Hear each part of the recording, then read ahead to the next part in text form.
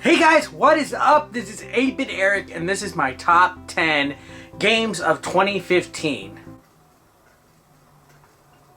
Wait, it's almost April. Fuck, I am late. Hey, better late than never, right? I had so much to do recently that I just totally missed having a top 10 games of 2015, and I really wanted to do one because 2015 was a great year in gaming, in my opinion, and I got to experience so much more, especially since I got an Xbox One and a PS4 and a Wii U. I got to experience some of the best games to come out, and I absolutely wanted to share what I feel my own personal top 10. I know your top 10s might be a bit different, so if you have a different top 10, comment below. Feel free to tell me how stupid my list is. Alright, so let's begin. 10. Coming in at number 10, Freedom Planet. Yes, Freedom Planet was a game that I actually saw at PAX South last year. It initially came out on Steam, but I had the pleasure to play it also on Wii U, and I think it is amazing. Of course, everybody's going to compare it to a classic Sonic the Hedgehog game. In fact, I believe this game was originally a fan project that was going to be Sonic based, but then they turned it into their own franchise. And I think Freedom Planet has everything that a classic Sonic the Hedgehog game should have. Amazing level design, awesome sprites, awesome backgrounds, great kick-ass music, fast gameplay. This game also had multiple characters, multiple paths, multiple endings, different game modes. Overall, a very fantastic experience. I enjoyed it. I played through it, and it is pretty challenging. It's a tough game, but very well put together. A very solid game. It is definitely worth a look. If you have not played it, it's available on Steam and Wii U. I don't know if it's coming to the other consoles eventually, but highly recommended. It is a true gem of 2015. Not enough people talked about it, so I'm going to give it its props. 9. Coming in at number 9, Xenoblade Chronicles X. This was one of my most highly anticipated games of 2015. When I first saw the trailer at E3 a couple years ago, I could not wait to play. Now, I've never played a Xenoblade game or anything related to Xenoblade.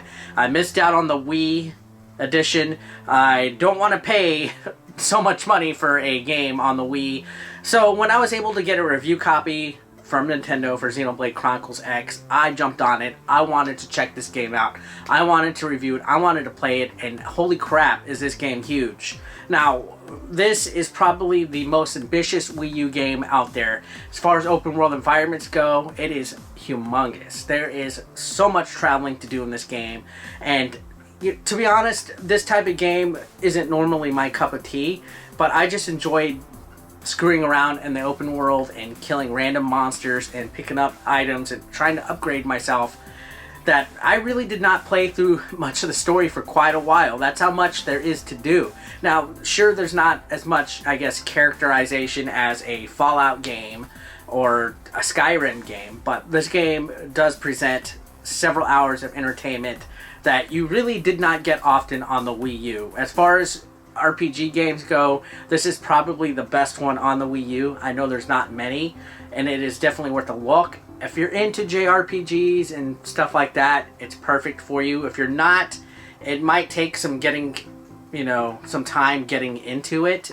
I know it took me a couple hours. Once you get through the initial part of the game and you start unlocking areas, it becomes pretty addictive. It's a pretty big game. So much to do. I'm probably not even going to complete it anytime soon because I'm still playing side missions and stuff. 8. Next up, Arkham Knight. Now, I'm a big fan of the Arkham series, and I was disappointed that Arkham Knight wasn't coming over to Wii U. I did not want to play the Steam version because I heard so many complaints, but once I got a PS4, Arkham Knight was one of the games that I definitely needed to get. That was a must-buy for me, and I enjoy it. Now, do I like it as much as Arkham City? Not really, but it is an Arkham game, and they are one of the most enjoyable franchises that I've ever played through. The control's always solid, the graphics are amazing, the stories are always compelling, and Arkham Knight was a nice little finish to the Arkham series. The story, I'm sure you guys already been spoiled. I'm not going to spoil it for you guys just in case somebody out there watching this has not played it yet. The story is actually Arkham Knight. Very awesome game. I like some of the mechanics. The car, the Batmobile, not so much, but overall it's a very good game. Definitely worth a look in my opinion. 7. Coming up next, we got Mortal Kombat X. Yes, the return of Mortal Kombat came out in 2015. Very well produced game. They capitalized everything that Mortal Kombat 9 had. If you like gore, this is for you. These fatalities are outrageous. This game is outrageous. Everything about this game is just like, holy shit, did they really need to do that? Of course they did. It's Mortal Kombat. I played through this a few times with my friend, the old married gamer, at his house. And I ultimately suck at it. But there's just something about a Mortal Kombat game that just has that gritty feel that just, you know, only Mortal Kombat could have. People often imitate it, but it's never duplicated. And Mortal Kombat X was a very strong follow-up to Mortal Kombat 9, especially with the amount of like DLC characters they have coming out, the amount of fatalities, the faction fatalities, different game modes, the labyrinth that you can go in and unlock unlockables. It's lots of secrets in this game. 6.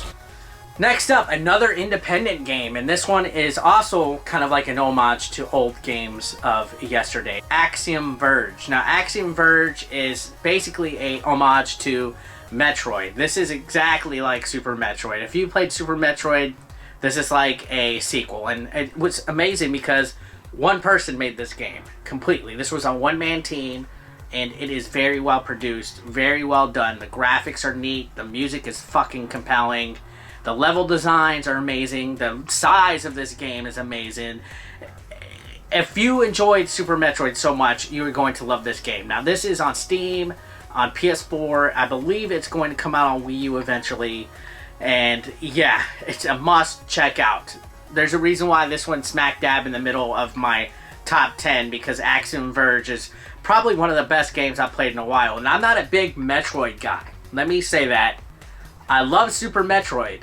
But other than that, I really don't like anything that's really Metroidvania. But Axiom Verge actually kept my attention throughout the whole game. And that says a lot, in my opinion. Not that my opinion matters, but for a game to capture my attention that plays like Metroid means a lot. 5. The next game up is Dying Light. Now, this was a game that I totally wanted to check out.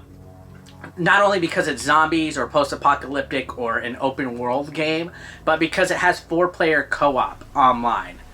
That alone made this game so much fun. I played online with Alpha Omega Sin, Jason Hu from JKB, and Billy from the Game Chasers, and we had a blast just running around, beating the crap out of zombies, exploring, upgrading our weapons, just all around, just fucking around. Not even doing the main campaign. 4-player co-op was just so much fun. That alone had made this a top game, in my opinion. And yeah, maybe that's something small to be impressed with, but the amount of entertainment and sheer hours of just fucking around definitely made this an enjoyable experience with me. I live streamed it a couple times. I even got to play the following DLC that came out this year, and it added more to what was already a great game. I definitely was impressed. To me, I initially didn't have very much interest, but after a recommendation from several people, I'm glad I got to check out Dying Light. Very underrated game. 4. Now, this next title received a lot of scrutiny and criticism in 2015. Star Wars Battlefront. Oh, yeah, okay, now, DLC woes aside, we know people felt this game was not complete. We know people felt the game came out pretty much broken. Lots of microtransactions that we had to look forward to. I had my initial doubts about it, but I picked up a used copy for rather cheap, and I love it. Sure, there's no single-player campaign, but do we really need that? Fun in this game is the online multiplayer. To me, it's very solid. It reminds me of the days where I was playing GoldenEye with my friends back in middle school, and we would just spend so much hours doing multiplayer. There's so many modes coming out, free updates that, yes, they should have been their launch day, but at least they're extending the life of this game. The graphics are fucking amazing. The soundtrack is amazing. It feels like Star Wars, and I think the gameplay is solid. I'm looking forward to the DLC coming out. The Outer Rim DLC is coming out like any day now. There's just something about it. It totally superseded, if that's a word, past my expectations. It was way better than I thought it was going to be, and for that, the amount of fun that I've had playing with it, that's why it's so high up on my list. I think that it got met with a lot of shit that, while it was reasonably placed on it, I don't think any of the crap that it got should actually be lingering on it anymore. This proved to be a pretty solid game, in my opinion. Alright, now, this game has gotten a shitload of play, a shitload of coverage for me on the channel. Mario Maker. Yes, Super Mario Maker. One of my favorite games of all time. One of the best games on Wii U. Lots of replayability. The ability to build Mario stages. Like, I still can't get over that. As a kid, I would have loved to make Super Mario Brothers stages. And you have Mario World, Mario 3, Mario 1, and you also have Mario Brothers U to make stages, and that's fantastic. This game has been getting tons of updates. You got all the event courses, the ability to get different costumes, amiibo functionality, playing other people's levels. I've had so much fun that my Meet My Maker series, which was a regular and still is kind of a regular series on the channel, has just been so enjoyable. I mean, the ability to make and share levels and get so much playtime through this game says a lot about what Nintendo can do. Fucking fantastic game. I'm looking forward to more updates from it, possibly even a sequel game, who knows. This game came out and it just provided so much fun. So much fun. The next game, Fallout 4. Now, let me begin by saying I never played a Fallout game. This was my first one. I did not know what to expect. I've heard all about the series for a long time, how people are just such, hardcore fans about it.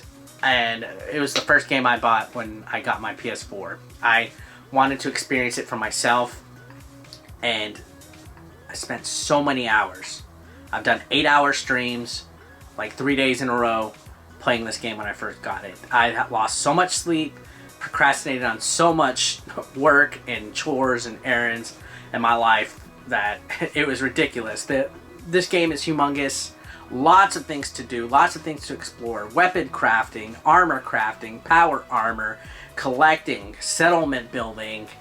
So much. Like, I spent so many hours doing side missions, side quests, getting items, and ignoring the main campaign. And even then, when I completed the campaign, there was so much left to do afterwards. Ridiculous. And now with upcoming DLC like Automatron, which I played recently and completed, this game is amazing. It is a solid game. If I've been this amazed by Fallout 4, then I think I've been missing out on previous ones, which I'm going to check out because of this game. This game made me want to get a PS4. And I just can't describe how much I enjoyed this game. How much of an experience this was. I still go back and play through it and just grind and get more levels just because it hooked me that much. Fallout 4 was so fantastic. Number 1, Rise of the Tomb Raider. Yes, Rise of the Tomb Raider is my favorite game of 2015. And not because Lara Croft is a freaking babe. She's a fucking legit badass in this game, but that's besides the point.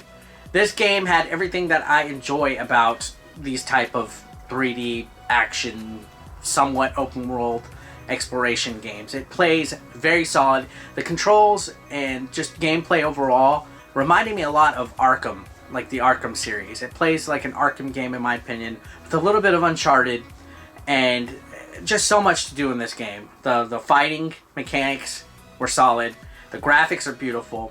Exploration, of course, it really feels like an Indiana Jones game with a female starring in it, and I think that's awesome. I think they've done a great job reviving the Tomb Raider series. I literally played this game for 12 hours straight the first day that I played it. That's how much I liked it. I was just going around collecting all the optional tombs, looking for all the tombs, looking for anything that I could find, upgrading my weapons. It was so much fun. Easily my top game of 2015. If a game can keep me for more than 8 hours, just not even eating, not even sleeping, and just playing it completely full through, that does say a lot. Everything about this game was solid. Very underrated game in my opinion. I think it hooked me onto Xbox One. This game made me want to get an Xbox One. That's how powerful of an impact it had on me. I can't even describe how awesome this game is, how much replayability it had for me, how just signing in and looking around at the environments and just exploring stuff, avoiding obstacles, fucking just everything about this game was just brilliant in my opinion. Really love it. Really, really love it. And well guys, that has been my top 10 games of 2015. Thanks a lot for watching, guys. Sorry it was so late. I appreciate each and every single one of you. Here's to games in 2016. Peace out.